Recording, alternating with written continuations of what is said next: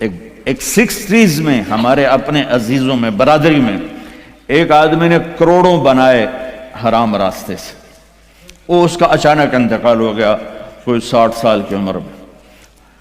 تو وہ یہ کہا کرتا تھا میں اج مر جاواں میرے بچیاں نو کسی دی پرواہ نہیں، یہ میں نے اپنے کانوں سے سنا اس کی زبان، میں اج مر جاواں میری دھی نو کسی دی پرواہ نہیں۔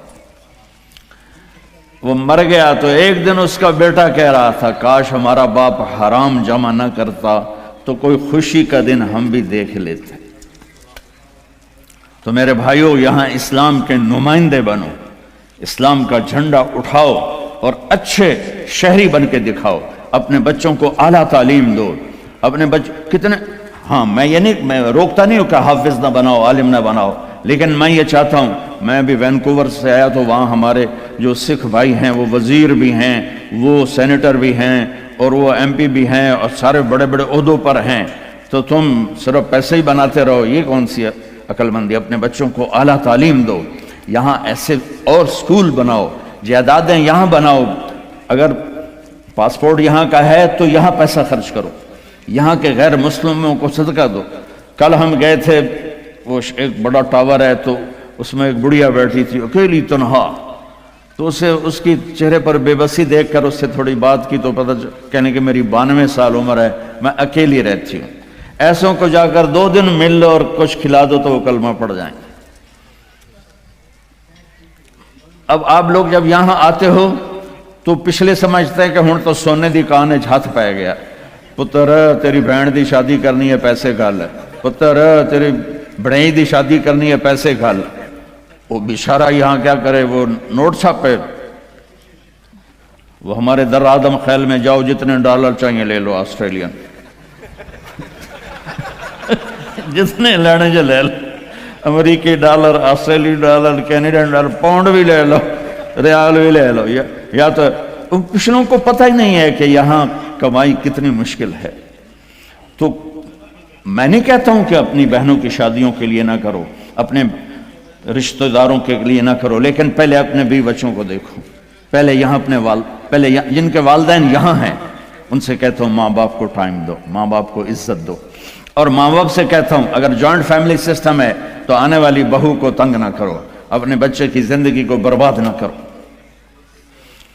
ایک حد ہے، یہ خامند کے ذمہ، بچے کے ذمہ ہے، ماں باپ کو اپنی عزت دے، بیوی کو اپنی عزت دے۔ اگر آپ اپنی اولاد کے خرچوں سے بعد بھی پیسہ بنتا ہے تو پھر اپنی کسی بہن کی، بھتیجی کی، بھانجی کی، بھائی کی شادی کرنے تو پیسہ بھیجو، لیکن اس طرح بچوں کو تنگی میں ڈال کے، اپنے آپ کو تنگی میں ڈال کے، ڈبل شفٹیں کر کے یہ ظلم نہ کرو کہ نماز بھی گئی، روزہ بھی گیا، قرآن بھی گیا، مسجد بھی گئی، جانوروں کی طرح لگے ہوئے، یہ کیا زندگی؟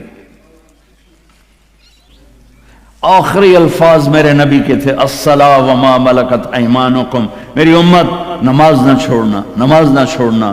ان 1400 سال میں اگر نماز چھوڑنے کی گنجائش نظر آتی ہے تو صرف کربلا کے میدان میں میرے نبی کے نواسے کے لیے گنجائش نظر آتی ہے کہ ظلم انتہا پہ ہے، مظلوم انتہا پہ ہے۔ زمین آسمان نے ایسا منظر کبھی دیکھا نہیں، نہ دیکھیں گے، نہ ایسے قربان ہونے والے دیکھے نہ دیکھیں گے۔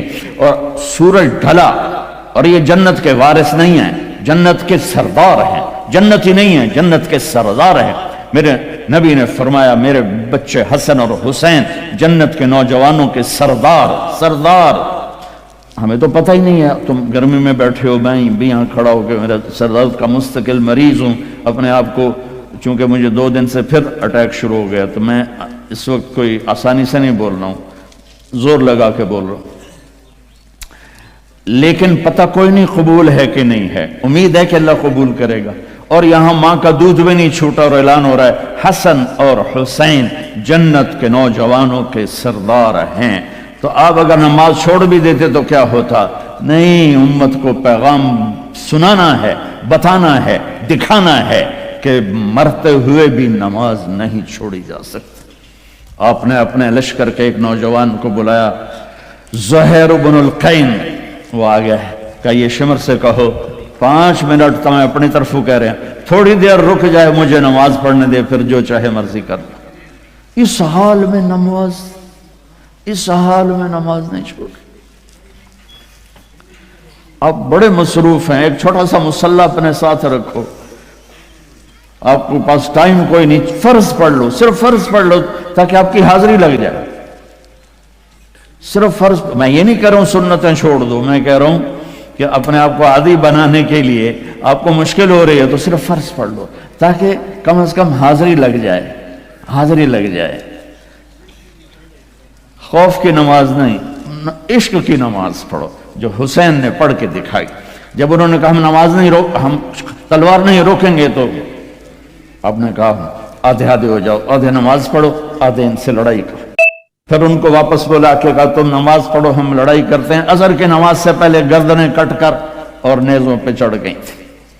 تو میں آپ سب سے گزارش کرتا ہوں، اللہ کی نماز پڑھو، اللہ کے محبت میں نماز پڑھو، اللہ کے شوق میں پڑھو، کسی کے ڈر سے نہیں، کسی کے خوف سے نہیں۔ جیسے آپ رات کو 12 بجے اشارے پر کھڑے ہوتے ہیں تو وہ کوئی آپ فرما برداری کی میں نہیں ہوتے ہیں، وہ $100 دا ڈر ہوں ٹھک جامنا ہے۔ نہیں تو اگر یہ نہ ہوتا تو ہماری طرح پاکستان میں دن کے 12 بجے بھی اشارہ توڑ کے تم جا رہے ہوتے، تو چھوٹا وڈا چنگا تکڑا ہے نا۔ ہاں، محبت کی نماز پڑھ۔ میں سینٹرل ماڈل اسکول لاہور سے میں نے میٹرک کیا تھا، تو میں ہاسٹل میں تھا، تو کئی وارڈن آئے، ہاسٹل وارڈن۔ تو ایک وارڈن طالب حسین تھے رحمۃ اللہ علیہ، بڑے اس وقت تو بڑے برے لگتے تھے، اب بڑے اچھے لگتے ہیں۔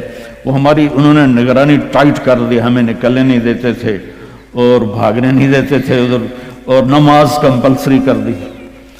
تو عشاء کی نماز میں کھڑا تھا، میرا روم میٹ آیا، فوت ہو گیا، اللہ اس کی بخشش کرے، جاوید نام تھا۔ تو ہمارے وارڈن کا نام تھا طالب حسین۔ تو اس نے میرے قریب آ کر نماز کی نیت شروع کی، 4 رکعت نماز فرض عشاء واسطے طالب حسین دے اللہ اکبر۔ تو اب میں بھی نماز میں کھڑا ہوں، میں کہا وہ ایک ہی کیتا ہی، یہ ہماری نماز ہو رہی۔ وہ کہتا ہے طالب حسین دی پڑھدا پیا، کتھے اللہ دی پڑھدا پیا، اللہ اکبر۔ حسین والی نماز پڑھو، محمد مصطفیٰ والی نماز پڑھو۔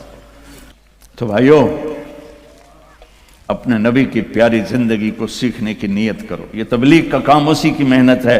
میں زیادہ نہیں مانگتا ہوں، سارے مجمع سے کہتا ہوں صرف ایک ویکنڈ مہینے میں تبلیغ میں لگا لیا کرو، آپ کو بہت فائدہ ہوگا۔ اور آج کے بعد نیت کرو کہ جھوٹ نہیں بولنا، ٹھیک ہے، دھوکہ نہیں دینا، رزق حرام نہیں کمانا۔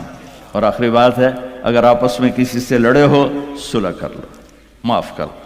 خاص طور خامد اور بیوی لڑے ہوں، دیکھو عجیب بشارت سناتا ہوں، خامد اور بیوی لڑے ہوں اور وہ آپس میں صلح کر لیں تو اللہ ان کے پچھلے سارے گناہ معاف کر دیتا ہے۔ اللہ کو خامد بیوی کی صلح اتنی محبوب اور اتنی پسند ہے۔ باقی جس سے بھی کوئی لڑائی جھگڑا ہے، آپ ایسی اپنی ایسوسیشن بناؤ کہ جس میں یہ جھگڑے آئیں، عدالتوں میں مت جاؤ، اپنے بناؤ، اس میں ایسے اہل علم لوگوں کو ڈالو کہ وہ آپ کے جھگڑے پنچایت کے طور پر مٹائیں۔ عدالتوں میں جا کر تو پھر وہ مزید بڑھتے بات بڑھ جاتی ہے۔